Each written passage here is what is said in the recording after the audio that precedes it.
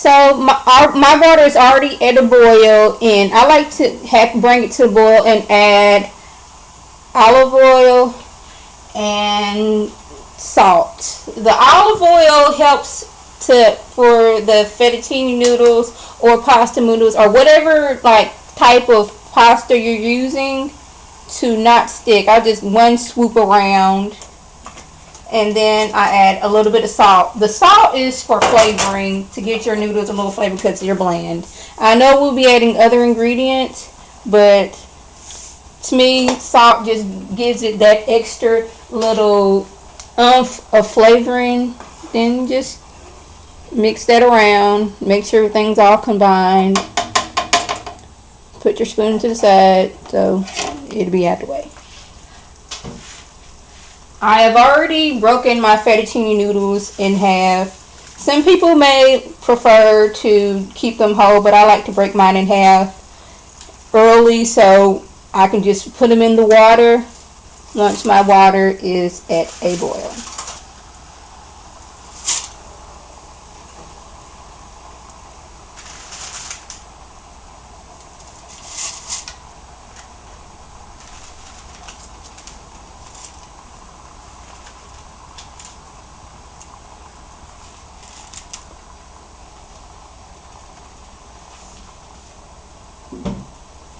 Now once we have our noodles in, I just give it a quick stir to make sure all the noodles don't get clumped together,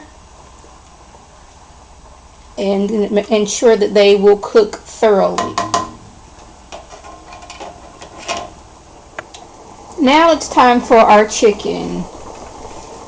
Once we have our noodles going, I like to add just a little bit of olive oil to a pan to help the chicken cook in so it won't stick. I like to cook my chicken while the noodles are together so they can get done at the same time. So just add your chicken to the pan.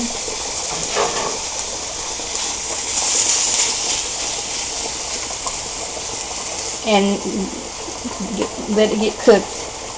At this time, I like to season my chicken. I use pepper,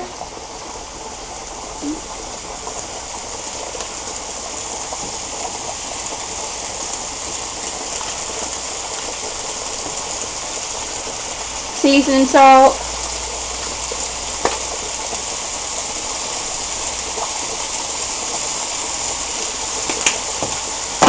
and Creole seasoning.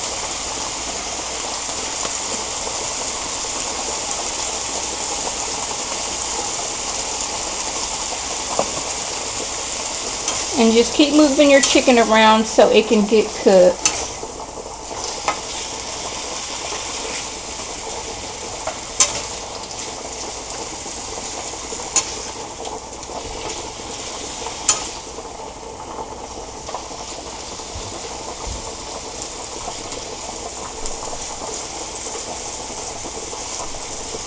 I'll be back once my chicken meat and my fettuccine noodles are thoroughly cooked. Once our fettuccine noodles are halfway through the cooking process, I like to add California style vegetables. It consists of broccoli, cauliflower, and carrots. Add a little vegetable to your fettuccine Alfredo. I prefer the frozen vegetables. You can get them at Kroger for $1. Get you a bag of vegetables to go with any meal. And I like adding vegetables to my fettuccine Alfredo, extra little taste, and to get vegetables in me and my husband's diet. So just cooking until both your pasta and your vegetables are cooked. You'll know once your vegetables are done, they won't be hard, but they won't have that frozen texture to them, and then you'll know that they are done. Now that our fettuccine noodles and our vegetables are done, we're going to add in our chicken. I've drained the chicken and put it into this little plastic container while the noodles finish cooking. Just add your chicken.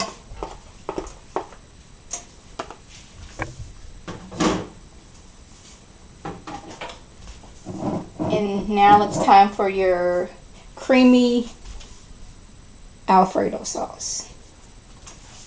Just pour that right over the top. And if you don't like chicken or you just don't feel like chicken for that day, shrimp can be a substitute for the chicken. Just make sure that your shrimp is peeled and deveined. And just stir everything up. And since I added the olive oil to my boiling water before adding the noodles, I didn't have any noodles stuck at the bottom. They slid right out.